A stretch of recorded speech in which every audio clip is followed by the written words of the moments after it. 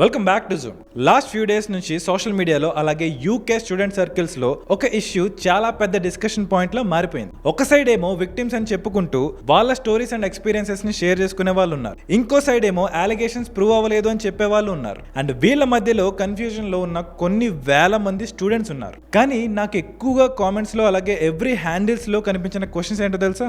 అసలు ఏం జరిగింది? ఈ COS ఇష్యూ ఏంటి? జనాలు ఎందుకు వీళ్ళకి లక్షల రూపాయలు ఇస్తున్నారు? అసలు వాళ్ళని ఎలా నమ్మారు అండ్ ఎలా మోసపోయారు? ఈ క్వశ్చన్స్ కి అయితే ఎన్ని వీడియోస్ చూసినా క్లారిటీ రావట్లేదు. అండ్ ఆ క్లారిటీ తీసుకురావడం కోసమే ఈ వీడియోలో మనం ఎవరిని గిల్టీ అని డిక్లేర్ చేయట్లేదు, ఎవరిని ఇన్నోసెంట్ అని కూడా డిక్లేర్ చేయట్లేదు. అది కోర్టు పని, ఇన్వెస్టిగేషన్ చేసే వాళ్ళ పని. మరి మన పని ఏంటి అంటే ఇంటర్నెట్ లో ఉన్న విక్టిమ్ ఇంటర్వ్యూస్, పబ్లిక్ గా షేర్ చేసిన ఎక్స్పీరియన్సెస్, క్రియేటర్స్ చేసిన ఇన్వెస్టిగేషన్స్, అలాగే పబ్లిక్ డిస్కషన్స్, వీటన్నిటిని కలిపి ఒకే టైం లైన్ లో కన్స్ట్రక్ట్ చేద్దాం. Let's connect the dots.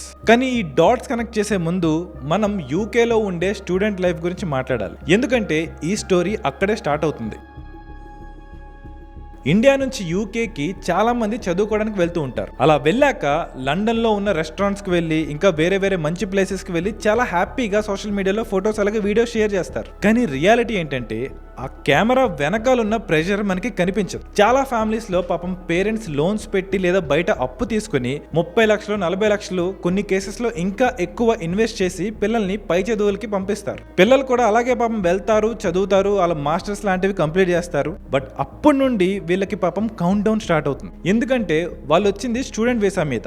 And ఆ వీసా ఎక్స్పైర్ అయ్యే లోపే వీళ్ళు జాబ్ కొట్టాలి, లేదా ఇంకా వాళ్ళు వెంటనే తిరిగి ఇండియాకి వచ్చేయాల్సిందే. కానీ జాబ్స్ తెచ్చుకోవడం ఏమో అంత ఈజీ కాదు. అదే టైంలో ఇంట్లో నుండి ఫోన్ వస్తుంది, జాబ్ ఏమన్నా వచ్చిందా, వీసా పరిస్థితి ఏంటి, సెటిల్ అయ్యావా అని. పాపం ఇంట్లో వాళ్ళు తప్పేముండదు, కానీ వాళ్ళు అడుగుతారు. వాళ్ళకి అసలు ఈ సిచ్యువేషన్స్ ఏమీ సరిగ్గా అర్థం కాక పైగా అంత డబ్బు కట్టారనే భయం ఉంటుంది కదా. సో వాటిని మళ్ళీ తిరిగి కట్టగలమా లేదనే భయంతో ఇవన్నీ అడుగుతారు. సో ఇంకా స్టూడెంట్ కూడా లాక్ అయిపోతాడు. ఇండియాకి అప్పు తీరకుండా రావడం అనేది బెటర్ ఆప్షన్ లా కనిపించదు. సో అక్కడే ఏదోలా ఉండడానికి ట్రై చేస్తారు. దానికోసం వీసా ఎక్స్టెండ్ చేయాలనే తాపత్రయంతో రకరకాల దారులు వెతుకుతారు. సో ఇక్కడ వీసాని ఎక్స్టెండ్ చేసుకోవాలంటే యూకే గవర్నమెంట్ మిమ్మల్ని ఒక సింపుల్ క్వశ్చన్ అడుగుతుంది. నువ్వు ఇక్కడ వీసాని కంటిన్యూ చేస్తూ ఎందుకు ఉండాలనుకుంటున్నావు అని. అండ్ అక్కడే స్పాన్సర్షిప్ అనే కాన్సెప్ట్ స్టార్ట్ అవుతుంది. యూకేలో కొన్ని కంపెనీస్ గవర్నమెంట్ దగ్గర పర్మిషన్ తీసుకుంటాయి. ఆ పర్మిషన్ వల్ల వాళ్ళకి ఫారెన్ వర్కర్స్ ని హైర్ చేసుకోవడానికి ఎలిజిబిలిటీ వస్తుంది. అండ్ ఆ ప్రాసెస్ లో ఇంపార్టెంట్ డాక్యుమెంట్ ఏంటి? సర్టిఫికేట్ ఆఫ్ స్పాన్సర్షిప్, షార్ట్ గా COS.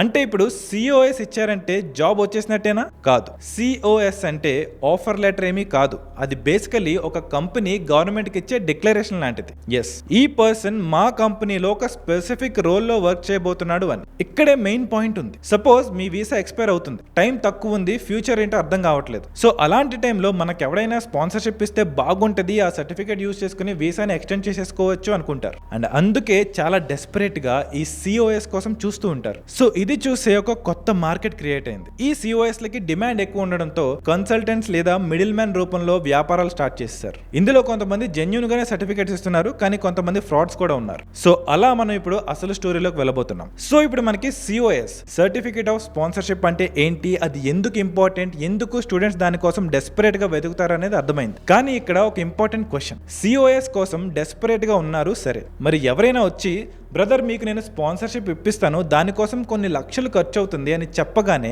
ఆ లక్షల రూపాయలు ఎందుకు ఇస్తున్నారు? అసలు అక్కడ ట్రస్ట్ ఎలా బిల్డ్ అవుతుంది? సో నాకు ఈ మొత్తం స్టోరీలో ఇంట్రెస్టింగ్ పార్ట్ COS కాదు, మనీ కాదు, ట్రస్ట్, నమ్మకం. అండ్ అది బిల్డ్ అయ్యే ప్రాసెస్.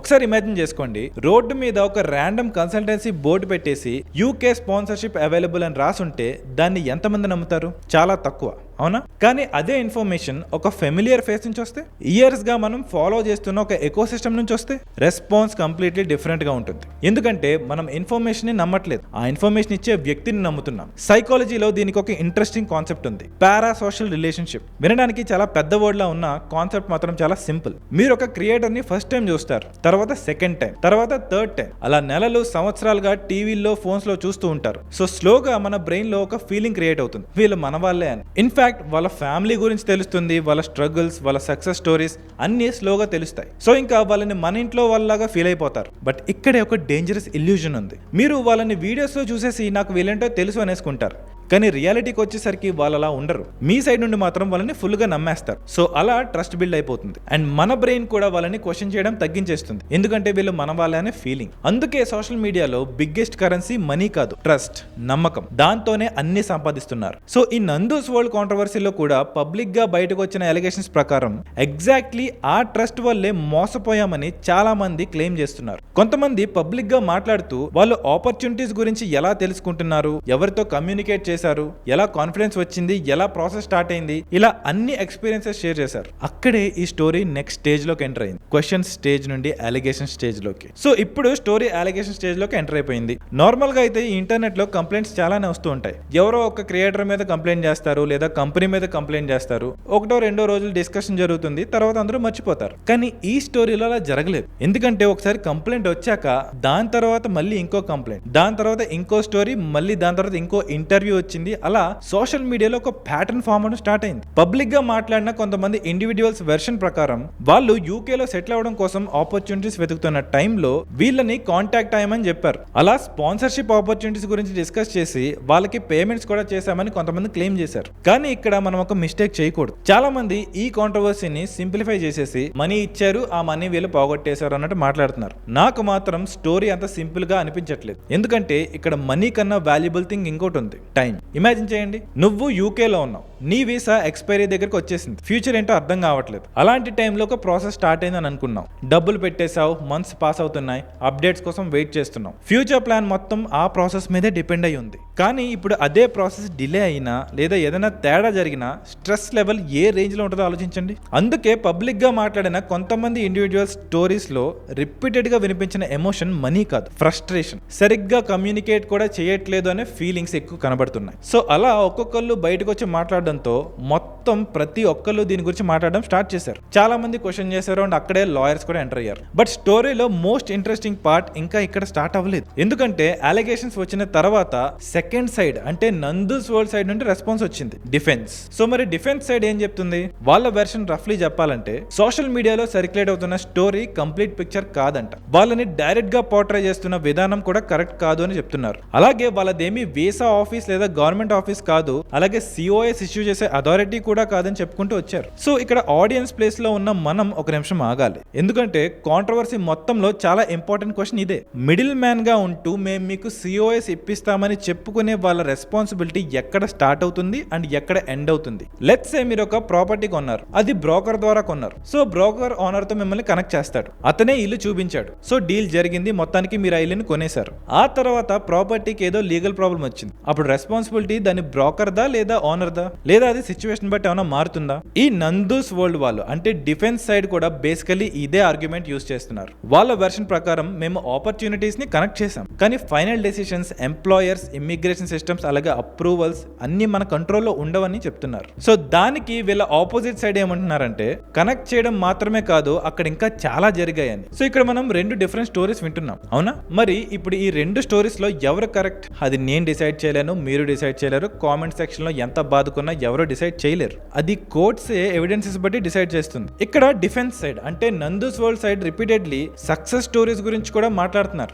వాళ్ళ వెర్షన్ ప్రకారం చాలా మంది సక్సెస్ఫుల్ గా ఆపర్చునిటీస్ పొందారంట, చాలా మందికి ప్రాసెస్ కంప్లీట్ అయిందని కూడా చెప్తున్నారు. సో ఇప్పుడు వీళ్ళు చెప్పేది నిజమే అయితే మాత్రం కథ మొత్తం మారిపోతుంది. సో అందుకే ఈ కాంట్రవర్సీని బ్లాక్ అండ్ వైట్ గా చూడలేం. ఏదో ఒక సైడ్ హీరో ఇంకో సైడ్ విలన్ అని సింపుల్ గా కన్క్లూడ్ చేయలేం. ఎందుకంటే ఇక్కడ అలిగేషన్స్ ఉన్నాయి, దానికి కౌంటర్ ఆర్గ్యుమెంట్స్ కూడా ఉన్నాయి, మధ్యలో లాయర్స్ కూడా ఉన్నారు, విక్టిమ్స్ కూడా ఉన్నారు. ఈ స్టోరీలో బిగ్గెస్ట్ ప్రాబ్లం ఎవిడెన్స్ లేకపోవడం కాదు, ఇన్ఫర్మేషన్ మరీ ఎక్కువ ఉండడం. సో ఈ స్టోరీ మొత్తం అబ్జర్వ్ చేసిన తర్వాత నాకు ఒక ఫ్యాక్ట్ మాత్రం క్లియర్ గా కనిపిస్తుంది. సోషల్ మీడియా ఏజ్ లో నమ్మకం అనేది చాలా పవర్ఫుల్ కరెన్సీ అయిపోయింది. ముందు మనం బ్యాంక్స్ ని నమ్మేవాళ్ళం, టీచర్స్ ని నమ్మేవాళ్ళం, న్యూస్ ఛానల్స్ ని నమ్మేవాళ్ళం. ఇప్పుడు క్రియేటర్స్ ని నమ్ముతున్నాం, డైలీ మన ఫోన్ లో కనిపించే వాళ్ళని నమ్మేస్తున్నాం. అది మంచిది కాదు, చాలా డేంజరస్. ఎవరినైనా ఇలాంటి మ్యాటర్స్ లో నమ్మే ముందు 1కి 100 సార్లు ఆలోచించుకోవాలి. రిస్క్ కి రెడీగా ఉంటేనే ఆ రిస్క్ తీసుకోవాలి. సో ఈ కాంట్రవర్సీ విషయానికి వస్తే ఎవరు రైట్ ఎవరు రాంగ్ అని మనం చెప్పలేం. సో అది కోర్ట్స్ కి వదిలేయాలి. సో నెక్స్ట్ టైం ఏదైనా కాంట్రవర్సీ వైరల్ అయితే జడ్జ్మెంట్ ఇచ్చేయడానికంటే ముందు క్వశ్చన్స్ అడగండి, ఎవిడెన్సెస్ ఏమున్నాయని చూడండి, రెండు సైడ్స్ వినండి, ఆలోచించండి. ఎందుకంటే ఈ ఇన్ఫర్మేషన్ ఏజ్ లో స్మార్టెస్ట్ పర్సన్ అంటే ఎక్కువ వీడియోస్ చూసేవాడు కాదు, ఎక్కువ ఆలోచించేవాడు. See you in the next video. జై హింద్.